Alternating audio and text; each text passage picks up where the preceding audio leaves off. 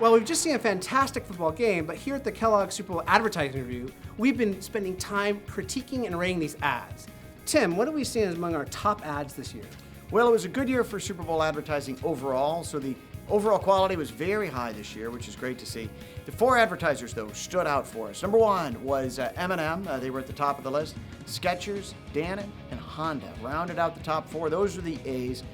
Derek, what do you think? Why was M&M quite so strong this year? I think that M&M ad really worked because it was really on brand. We saw the brand the entire time. It was consistent with their equity, a very friendly, warm brand, and it was humorous. And all those things together made it work for that brand. What about you? What do you think of those top 4? Well, Honda, I think, certainly did a great job with that one. You know, it was an engaging spot, great branding, good benefit.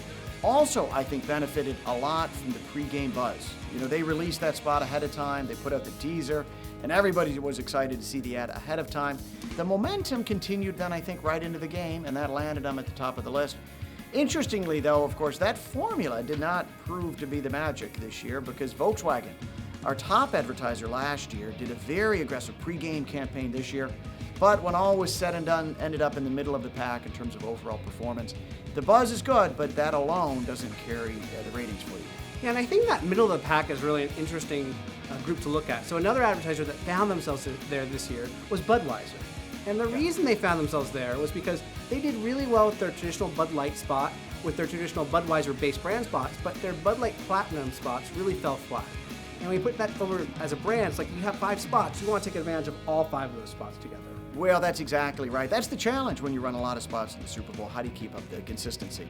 They did okay compared to some of the other brands out there. Well, so who's our worst? There were a number of brands that finished low on the list here this year, and I'll highlight just a few of those. Right, ones that finished low, and we'll give them these two when all is said and done here, would be Cadillac, Lexus, and GE, all among that group that's going to finish low down the list on the Super Bowl.